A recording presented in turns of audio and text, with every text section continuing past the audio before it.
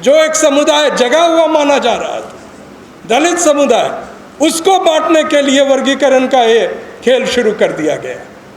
मुझे खुशी है कि तमाम नेताओं के इस बयान के बावजूद दलित वर्ग है वो आज भी इकट्ठा खड़ा है अपने हक को बचाने के लिए। उनको बांटने की साजिश सफल नहीं हो, यह मेरी कामना है। इसके साथ दो बातें बहुत अहम है। अभी शिक्षा की बात हुई, डॉक्टर रतन लाल ने भी और संजय जी ने भी, संजय सागर जी ने भी कही, पूरे यूनिवर्सिटी में फीस जो है एस्ट्रोनॉमिकल फिगर्स में बढ़ रहा है। इसके पहले आईआईटी की फीस देख लीजिए, लाखों में। आपके बच्चे अगर compete भी करेंगे तो आपको इस लायक नहीं रखा जाएगा कि आप फीस दे सकें। आईआईटीज में आप फीस नहीं दे पाएंगे। अब जो प्रहार शुरू हुआ है वो साधारण कॉलेजेस में, दिल्ली यूनिवर्सिटी के कॉलेजेस में दुगुना तिगुना फीस बढ़ाए जा रहे हैं। और इसका अभी छात्र संघ चुनाव होने वाला है और देखिएगा छात्र संघ चुनाव में जिस तरह के धन बल का प्रयोग होता है उसमें क्या एक भी बार मुद्दा किसी भी संगठन द्वारा फीस एनहांसमेंट को लेकर चल रहा है? नहीं चल रहा है। मैं कॉलेज में पढ़ाता हूँ, देखता हूँ।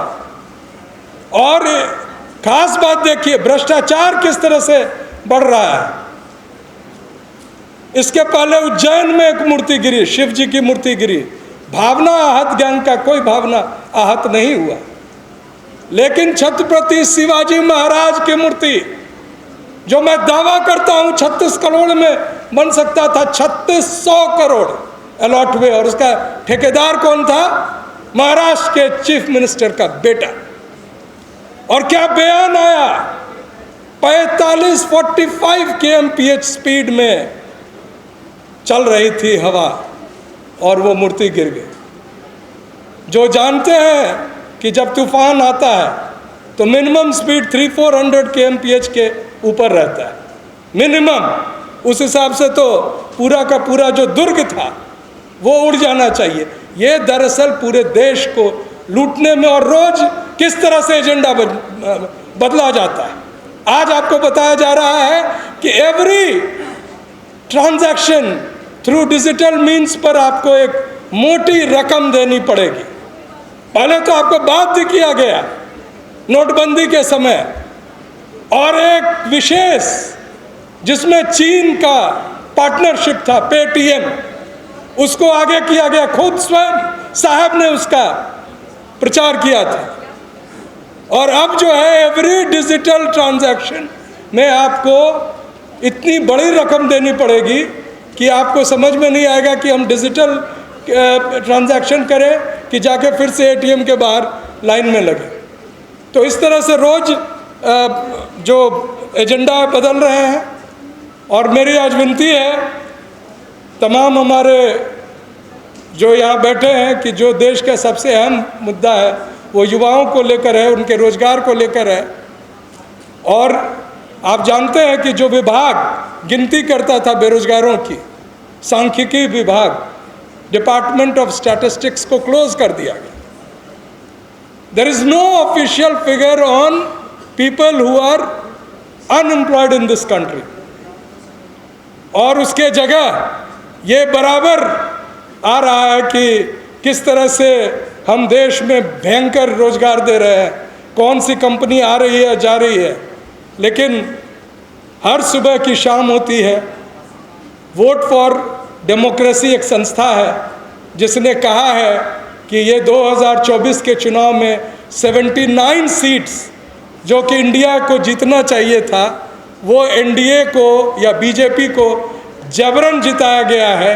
ये सरकार गैर कानूनी सरकार है, असंवैधानिक सरकार है।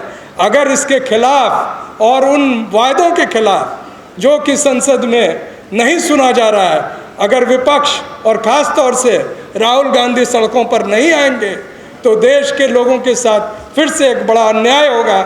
और मैं आह्वान करता हूं कि आज कम से कम रोजगार के मुद्दे पर, अग्निवीर के मुद्दे पर, नीट के मुद्दे पर और जाति जनगणना के मुद्दे पर, जाति जनगणना एक मुद्दा के तौर पर राहुल जी ने उठाया, कई सारी पार्टियों ने उठाया।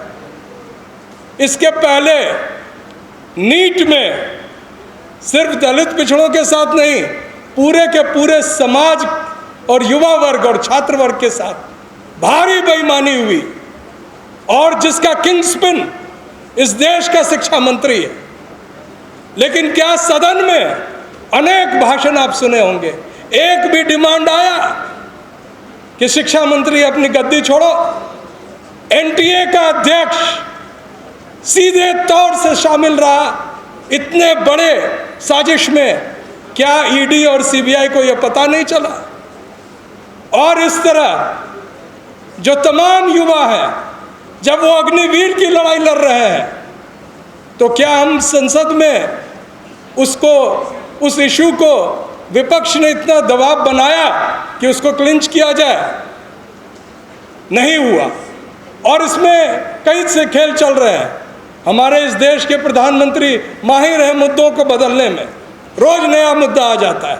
आप जब तक जाति जनगणना की बात करेंगे तो पता चला कि उत्तर प्रदेश में एनकाउंटर हो गया। एक जाति विशेष के व्यक्ति को सिर्फ उस जाति के होने के कारण उसको घेर के मारा गया पुलिस द्वारा। एक ऐसे मुख्यमंत्री से जो अपने आप को जाति से ऊपर कहता है, लेकिन उसने एक बहुत अच्छा संदेश SC ST OBC को दिया है। कटोगे बटोगे तो कटोगे। वो क्या है समझिए, वो SC ST OBC को कह रहे हैं कि तुमको हम बांटेंगे और काटेंगे। ये जो उपवर्गीकरण है, ये आपको बांटकर आपको काटने की साजिश है, और उसको वो हिंदू वाले भाषण में देकर आपको भ्रमित कर रहे हैं।